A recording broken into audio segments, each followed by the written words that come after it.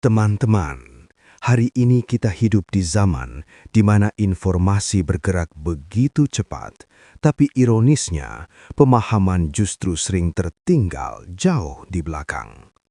Satu potongan video berdurasi beberapa detik bisa langsung viral, disebarkan, dikomentari, bahkan dijadikan dasar untuk menghakimi seseorang.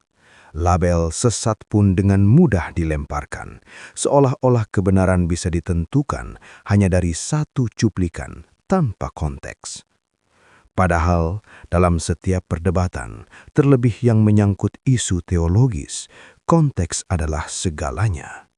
Satu pertanyaan yang tidak dipahami dengan benar bisa melahirkan jawaban yang melenceng. Satu jawaban yang dipotong dari alur diskusi bisa terlihat seolah-olah salah, padahal sebenarnya tidak pernah dimaksudkan seperti itu. Dan disinilah masalahnya. Banyak orang lebih tertarik pada sensasi daripada klarifikasi, lebih cepat menghakimi daripada memahami.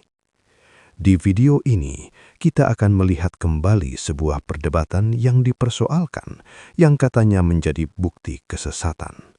Tapi sebelum kita ikut-ikutan menyimpulkan, mari kita lakukan sesuatu yang jarang dilakukan. Kita dengarkan, kita cermati, dan kita pahami secara utuh. Karena kalau kita tidak jujur dalam memahami, maka apapun kesimpulan kita nantinya hanya akan menjadi gema dari prasangka, bukan hasil dari pencarian kebenaran. Nih, saya putarin aja nih sama teman-teman ya. Kesesatannya, aduh, sebentar ya. Kita balik. Ini. Kita kasih putar dulu. Karena katanya saya sesat ini teman-teman. Sesat saya saudara-saudara. Baik. Mana sih akunnya ya? Coba sebentar. Dia senang ini kayaknya kalau dibahas-bahas. Biar kita bahas dia sekali. Oke, semoga teman-teman bisa ngeliat ya. Sebentar. Kelihatan ya? Ini sesat, ya sesat. Ajarannya bertentangan dengan Alkitab. Ya, kan saya sudah bilang dari awal. Di mana letak sesatnya? Di mana letak kesesatannya dan kegiatannya?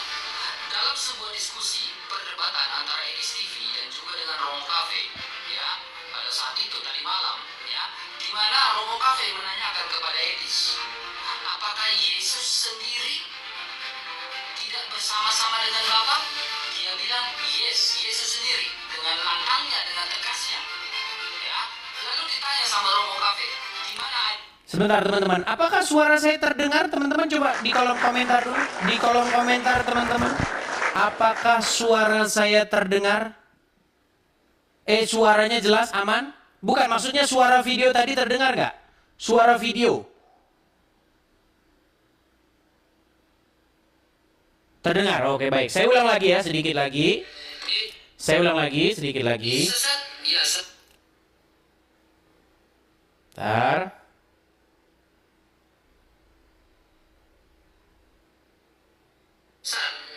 Ajarannya bertentangan. Ulang ya, saya ulang ya. Mengatakan Yesus sendiri tidak bersama-sama. Ini sesat, ya sesat. Ajarannya bertentangan dengan Alkitab. Ya, kan saya sudah bilang dari awal. Di mana letak sesatnya? Di mana letak kesesatannya dan kegiatannya?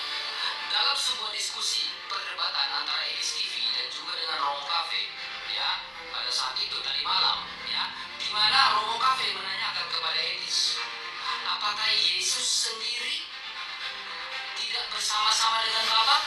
Dia bilang, yes, Yesus sendiri, dengan lantangnya, dengan tegasnya. Ya, lalu ditanya sama Romo Cafe, di mana ayatnya? Dia tidak bisa menjawab, lalu dia... Stop dulu. Kita kasih tepuk tangan dulu. Entah RK ini apa kebanyakan dia makan batu atau bagaimana, saya tidak tahu. Jadi kesesatan Edis terjadi karena Edis mengatakan Yesus sendiri. Yang dimaksud yang mana? Nih, saya putarin videonya. Nih, biar kita harus melihat tuh sesuatu yang profesional ya. Ntar. Kita lihat di videonya yang lain. Nih, di sini maksudnya. Kita ini kan ya, kita ketik di sini, lihat. Yesus itu sendiri bersama-sama dengan Allah. Yesus itu sendiri.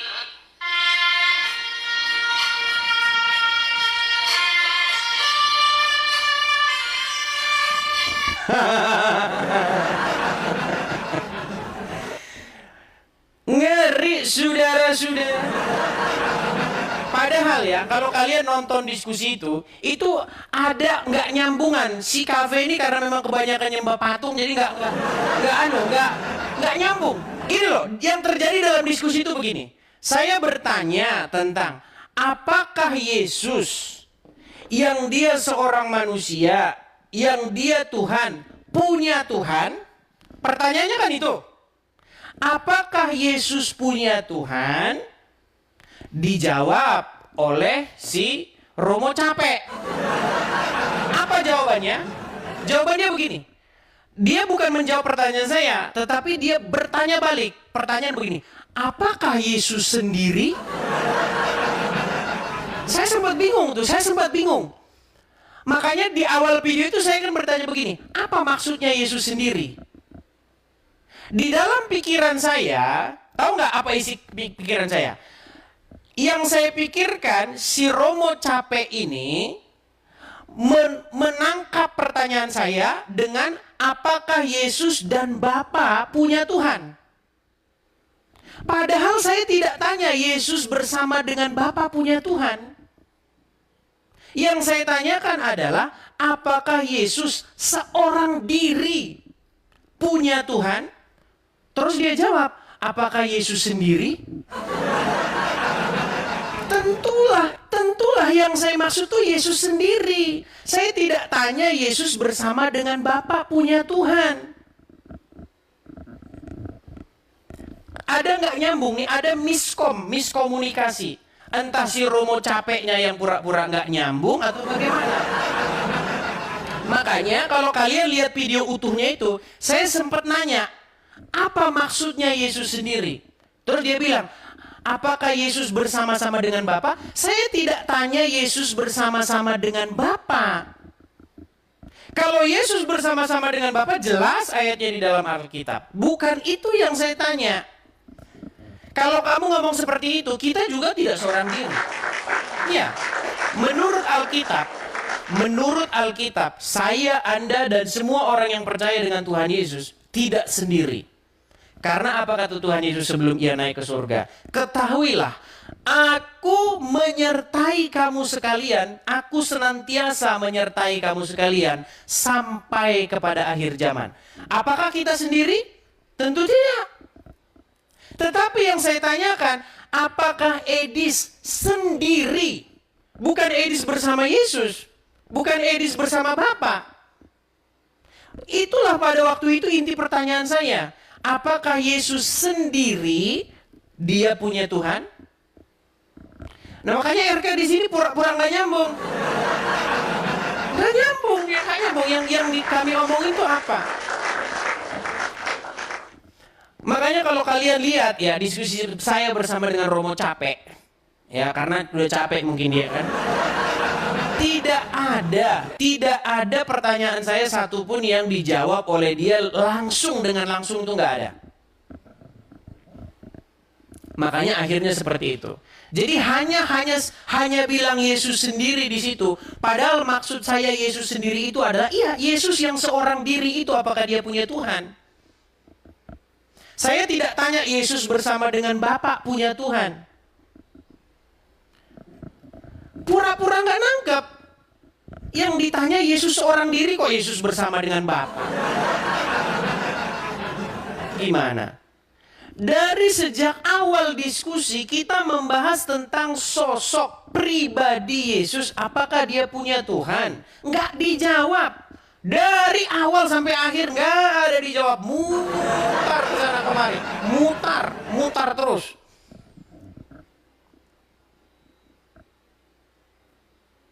Lalu disimpulkan, Yesus tidak seorang diri. Dia selalu bersama dengan Bapa. Loh, saya tidak tanya bersama dengan Bapa. Saya nggak nanya Bapa di surga. Saya tanya Yesus. Begitu. Akhirnya apa? Akhirnya Edi sesat karena Yesus seorang diri. Ya kalau seperti itu kamu pun sesat. Kenapa? Kok bisa sesat? Karena ketika Yesus disalibkan, Bapa juga disalibkan. Loh, kalau kita mau berpikir-pikir kayak gitu-gitu, model-model diskusi kayak begitu, Yesus tidak sendiri. Ya, ketika dia disalib pun, Bapa juga ikutan disalib. Ya. Karena tidak sendiri dia. Nah, tapi dia gini, orang sudah kehabisan akal teman-teman untuk bagaimana memotong video, tidak memberikan konteks video secara penuh, lalu akhirnya video itu diupload dan dikonsumsi oleh orang-orang yang tidak pernah mau berpikir waras. Ya, seperti itu. Gak mau berpikir. Nah, lalu sebenarnya ya saya mau ngupload video tapi saya nggak tega teman-teman. Karena saya itu masih mikirin gitu loh. Saya masih berpikir ini janganlah, nggak usah dulu, biarlah orang seperti itu. Tapi teman-teman, saya tidak peduli dengan ininya, dengan apa namanya? Kita memperdulikan sebenarnya orang-orang yang ada dalam kebimbangan. Kalau orang-orang haters itu kita udah nggak peduli, ngapain? Udah nggak bisa disembuhin mereka. Ya, gini, kesesatannya itu di mana? Saya putarin. RK itu mengatakan bahwa di dalam Alkitab tuh diajarin nyembah patung. Itu kesesatannya. Yang justru sesat itu ini nih, saya puterin sama kalian. Siap-siap ya. Jadi kalian aja yang upload, jangan saya. Oke? Nih.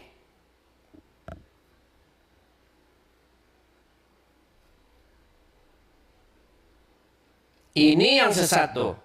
Saya besarin suara saya. Perhatikan. Dengarkan ya. Karena RK bilang boleh nyembah patung nih. Perhatikan. Perhatikan. Kristen tidak mengajarkan itu. Yosua sembah patung. Nabi Musa menyembah patung. Berarti Nabi Musa sesat, Yosua sesat. Tuhan yang mengajarkan Yosua dan Nabi Musa menyembah patung adalah Tuhan yang sesat, begitu? Baik, otakmu. RK jangan menyembah patung. Iya, Yosua juga menyembah patung. Nabi Musa menyembah patung. Di bait suci pada saat itu banyak patung. Satu kali lagi ya. Perhatikan, dengar, satu kali lagi nih. Stop cium patung RK. Kristen tidak mengajarkan itu. Yosua sembah patung. Nabi Musa menyembah patung. Berarti Nabi Musa sesat, Yosua sesat. Tuhan yang mengajarkan Yosua dan Nabi Musa menyembah patung adalah Tuhan yang sesat, begitu? Nah, hei, otakmu. RK jangan menyembah patung. Iya, Yosua juga menyembah patung. Nabi Musa menyembah patung. Kalau yang sesat itu udah pasti tuh. Engkau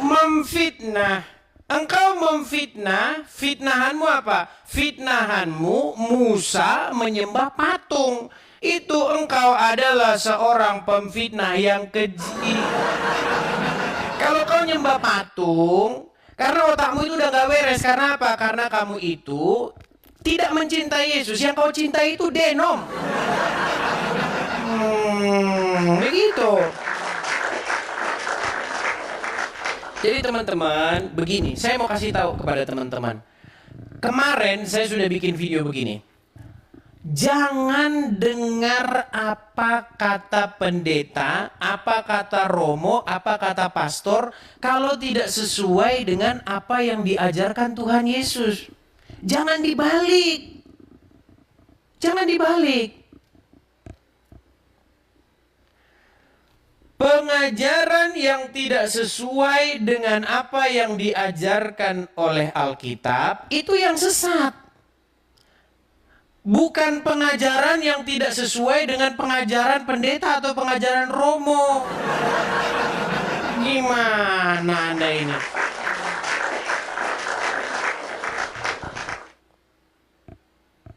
Mau pendeta, mau romo, mau apapun, kalau dia ngajarin yang tidak sesuai dengan Alkitab, tinggalin. Itu. Makanya berhenti kurang-kurangin nyembah patung dulu RK, ya. Kurang-kurangin nyembah patung biar sembuh. Gimana? Tiap hari kerjanya apa? Diskusinya apa? Berhenti kau mencium batu. Nggak sadar dirinya pencium batu. Gimana? Setelah kita melihat bagaimana sebuah pernyataan bisa dipelintir, bagaimana sebuah pertanyaan bisa disalahpahami, dan bagaimana sebuah diskusi bisa diarahkan menjadi tuduhan, kita seharusnya mulai menyadari satu hal penting. Tidak semua yang terdengar meyakinkan itu benar, dan tidak semua yang terlihat salah itu memang salah. Perdebatan seharusnya menjadi ruang untuk mencari kejelasan, bukan ajang untuk menjatuhkan.